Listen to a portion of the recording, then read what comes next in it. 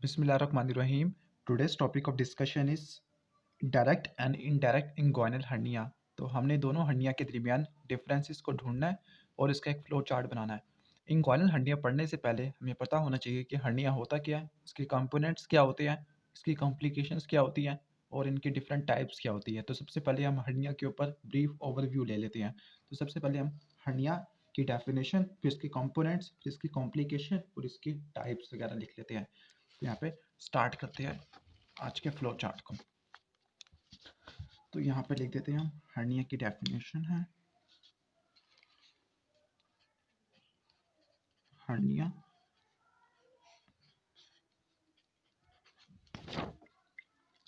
Hernia की definition कुछ इस तरह से होती है कि the abnormal protrusion of the abnormal protrusion of, इसे थोड़ा जूम कर लेता हूँ, abnormal protrusion of any of the abdominal viscera, या फिर वो एब्डोमेन का कोई कंटेंट भी हो सकता है, जैसे मेंटम कंटेंट जिसमें विसरा या कोई स्ट्रक्चर भी आ सकता है, विसरा या फिर पेरिटोनियल फोल्ड भी आ सकता है, पेरिटोनियल फोल्ड जो कि एब्डोमेन में एक्चुअल या पोटेंशियल वीक एरिया में पास करेंगे। तो यहाँ पे लिख देते हैं through actual and potential weekend abdominal वाल। इसको मैंने हाईलाइट इसलिए किया है क्योंकि सारे हर्निया का जो होगा ओरिजिन होगा इसी एक मेन पॉइंट से होगा। कुछ हर्निया एब्डोमिनल वाल में स्पेसिफिक जगह से बाहर निकलेंगे, हर्निएट करेंगे, इसी वजह से हम इनको डिफरेंट नाम देंगे। फॉर एग्जांपल फीमोरल हर्निया जो प्यूबिक टुबरकल से हमें एक स्पेसिफिक डायरेक्शन में देखने को मिलता है। For example femoral hernia pubic टुबरकल से इंफीरियर लैटरल होता है, जो इंग्वाइनल हर्निया होता है वो प्यूबिक टुबरकल से सुपरोमीडियल होता है। तो बेसिकली डिफरेंट ओरिएंटेशन के नतीजे में हम इसको डिफरेंट टाइप्स में डिवाइड करते हैं। तो एक्चुअल और पोटेंशियल वीकेंड एब्डोमिनल वाल, तो ये तो होगी इसकी डेफिनेशन। इसके बाद इसके कंपोनेंट क्या होते हैं हर्निया के, उसको देख लेते हैं। हर्निया के कंपोनेंट क्या होते हैं, जो हर्निया के कंपोनेंट्स, इसको हम यहाँ पे लिख लेते हैं हर्निया के कंपोनेंट्स को।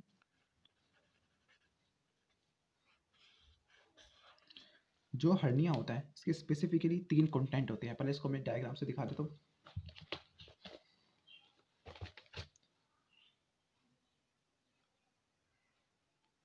इस डायग्राम में देखिएगा, इस डायग्राम में एक हर्निएटेड लूप ऑफ आइलियम जो आपको नजर आ रहा होगा पेरिटोनियल सैक के अंदर। तो इसमें आपको 3 कंटेंट नजर आ रहे होंगे, 3 कंटेंट। पहला जो होगा इसका एक हर्निया का एक सैक होगा, इसकी एक थैली होगी। दूसरा दूसरा इस थैली के अंदर कोई ना कोई कंटेंट होगा। तीसरा इस हर्निएटेड सैक का कोई कवरिंग होगी।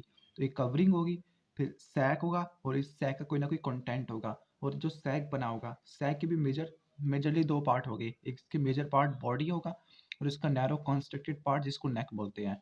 तो ये इसके मेजर पार्ट हो गए, यानी कवरिंग, सैक एंड कंटेंट। तो अब देख लेते हैं कि कवरिंग से क्या मुराद है, कंटेंट से और सैक से। तो यहाँ पे लिख देते हैं इससे कितने कंपोनेंट हो गए, 3।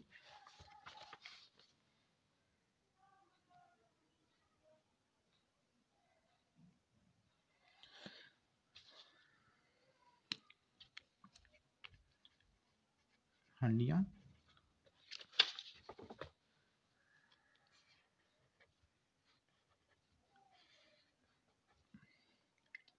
पहला जो कंपोनेंट होगा वो होगा सैक, दूसरा कंटेंट ऑफ सैक, तीसरा कवरिंग ऑफ सैक। जो सैक है, सैक का मतलब ये एक पाउच या डायवर्टिकुलम होगा जो पेरिटोनियम की प्रोट्रूजन होगी। तो ये पाउच और डायवर्टिकुलम होगा या फिर पेरिटोनियम की प्रोट्रूजन हो गया, या प्रोट्रूजन ऑफ पेरिटोनियम।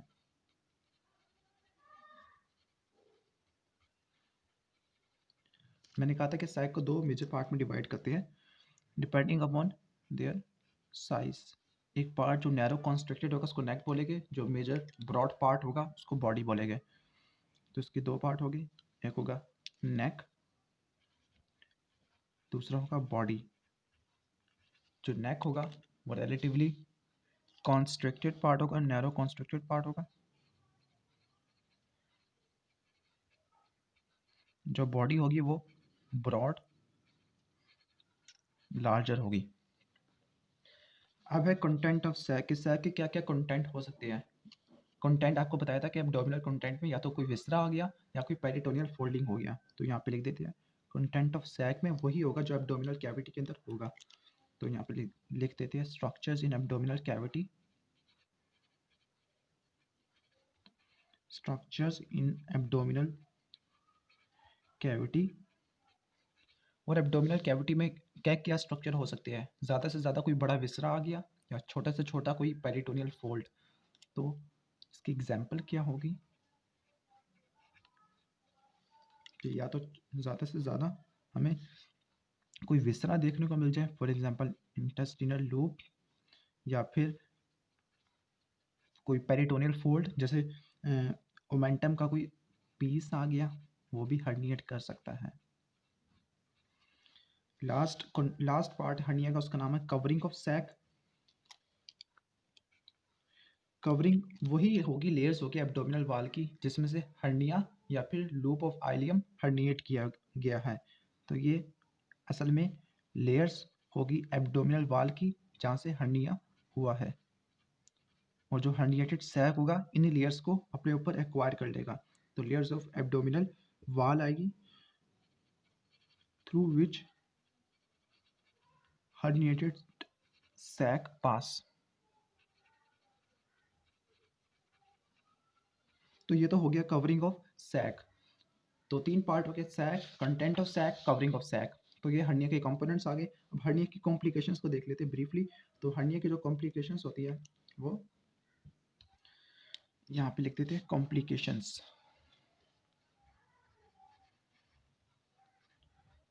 कि हर्निया की वजह से क्या क्या कॉम्प्लिकेशन हमें देखने को मिल सकती है। तो बेसिकली हमें तीन कॉम्प्लिकेशन देखने को मिलेगी। पहले जो कॉम्प्लिकेशन होगी वो होगी इरिड्यूसिबिलिटी,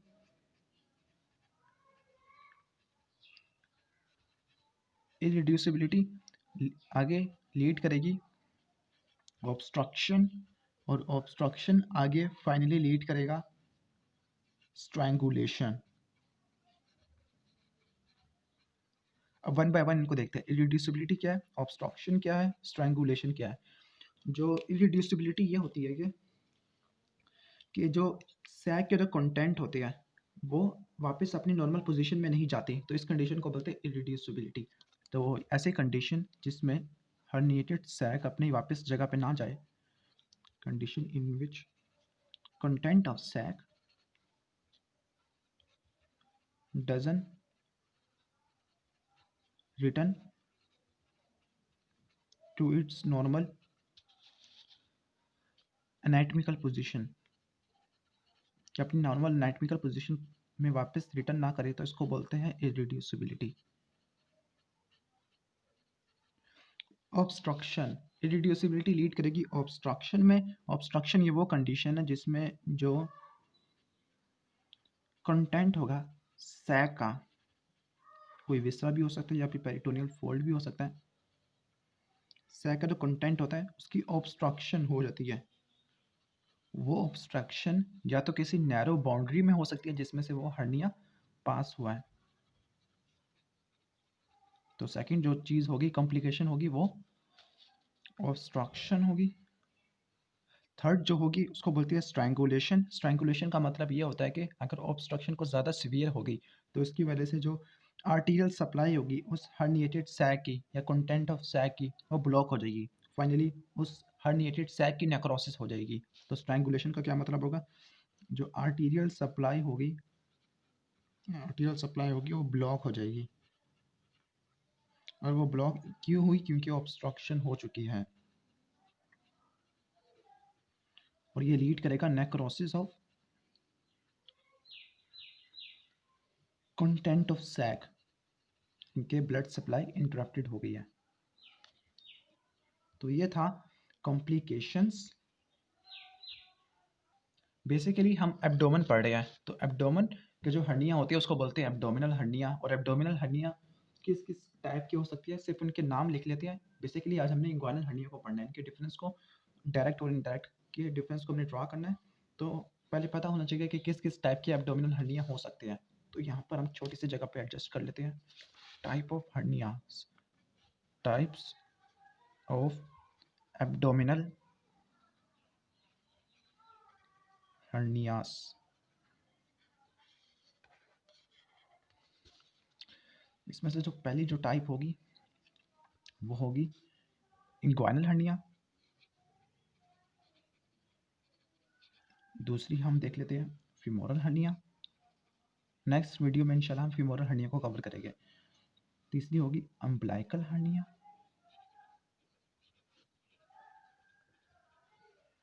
इंग्वानल हर्निया भी दो तरह का हो सकता है, डायरेक्ट या फिर इनडायरेक्ट। जो अम्बिलिकल हर्निया होता है ये बेसिकली हम कह सकते हैं कि ये तीन कैटेगरी का होता है या फिर दो कैटेगरी का। पहले कॉन्जेनिटल, दूसरा एक्वायर्ड। एक्वायर्ड भी या तो चिल्ड्रन में होगा या फिर वो अडल्ट में होगा, अडल्ट में होगा। इसके बाद जो चौथा जो हर्निया आता है उसका नाम है एपिगैस्ट्रिक हर्निया। Epigastric hernia. पांचवा जो हर्निया होता है उसका नाम है सेपरेशन ऑफ रेक्टस एब्डोमिनाई।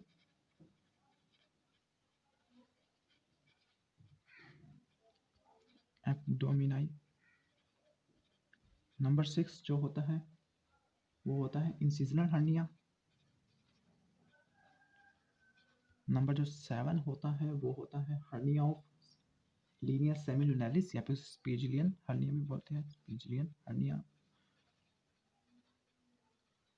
नंबर 8 जो हर्निया होगा वो होगा लंबर हर्निया या फिर पैटेट ट्रायंगुलर हर्निया।